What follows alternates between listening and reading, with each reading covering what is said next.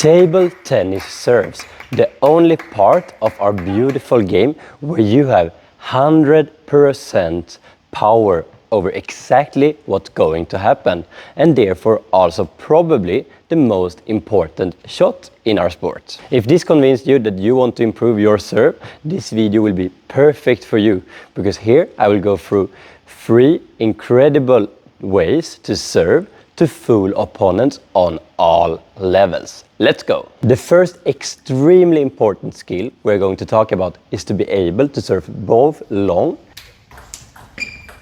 and short, and to have the same movement in your serve as long as possible to make it really hard for your opponent to predict what's going to happen and force them to make mistakes or worse receives. And here are a few advice how to have a long and short serve with the same technique. And to make this really effective, I think that the best you can do is to have your base serve as a short serve.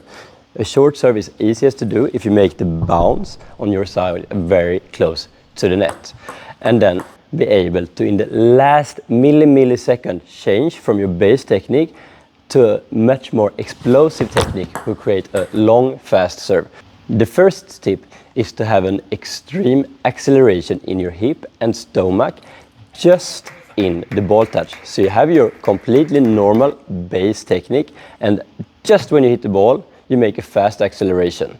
So when you do this acceleration, of course, you get a lot of speed in the ball. So if you don't succeed to make the bounce close to the edge on your side, your serve is going to bounce into the net or too long, because it doesn't have time to dive down in this speed. So how do we actually make it easy to hit close to the edge on our side? Here is 2 tips for it. The first one is to bend your leg just a little bit extra in the ball touch. It will make the ball go downwards with the movement from the bending of your legs. And the second advice is that you could try to come over the ball a bit, for example with having an upper body leaning over the ball or making your racket leaning over the ball a bit. I definitely think you should try both alternatives and learn yourself which one suits you the best. But now it's time for the next trick. And this advice is to make it really difficult for your opponents to read the spin in your serves.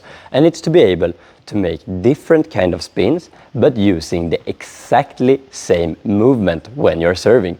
Sounds impossible, but actually it's not. To make this possible, you need either a serve where you start going downwards and then upwards, or the opposite, where you start going upwards and then downwards.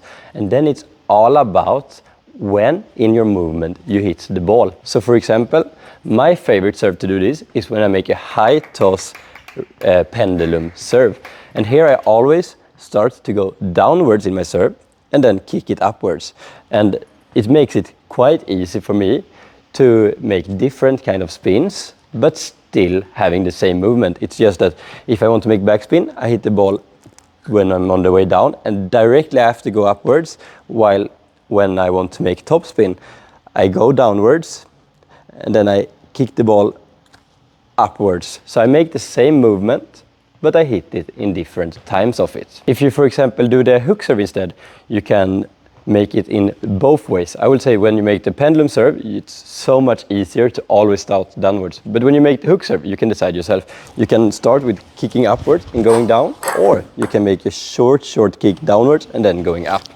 And here, my advice is to make the kick as short as possible to fool your opponent's eyes that you're actually going in the other direction. Another really cool example of when you can make different kind of spin depending on when you hit the ball is the tomahawk serve. The tomahawk serve, you just straight out your arm and the racket will go upwards first, then it will go sidewards and finish downwards. So if you hit it early in the movement, you will create topspin. If you hit it in the middle of the movement, you will create side spin. And if you hit it late in the movement when the racket is on the way downwards, you're going to create backspin. And if you succeed to make just small changes of when you hit the ball, but create a different kind of spin, it will be so hard for your opponents. Before the last trick to fool your opponent, I just want to say that I have the luck to say that this video is sponsored by STIGA. And this is perfect because a good racket and good material that suits you are extremely important to have a good serve. And I think that STIGA have material in absolutely world class. And I can also say that I have the luck that I can give you 15% discount on all of their assortment on their website. And I will give you the code down in the description of this video. Now we move on to the last advices. And this is to have your base serve movement, who is a cross serve, but to be able in the last millisecond to make a change and serve straight. And this works very well, both if you want to do fast serves, for example, if you want to do an ace, or if you play against someone who play with the opposite hand of you, it's very, very effective with long, fast, straight serves. Or if you want to serve short, for example, getting an easy ball to attack on next. The long, fast serve is a little bit high risk, high reward. The coolest serve you can do is probably when you make a fast serve, where you in the last millisecond change to make it straight and succeed to make an ace on your opponent. But at the same time, if they read it right, it could be a quite easy ball for them to attack. The short serve instead is like low risk, a little bit lower reward, because there is a big chance that your opponent will take your serve, but that they will be a little bit late for it and you will get an easy ball to work on next. But at the same time, even if they expect the ball coming, it's not so likely that they will do a really, really high quality receive, so you will still have a good chance to win the point. And I would say that it is two very good ways to do this. One of the ways is to take help from your hip. You have your base movement where you serve a cross serve, and then when you want to make a straight serve, you make an extra rotation in your hip after the ball hits to make the direction change.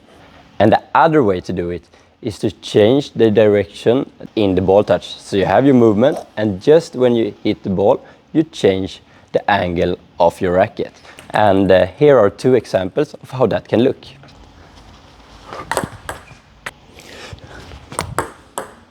Another way you can do the straight fast serve is to lift your elbow just before the ball hits to change the angle of your racket.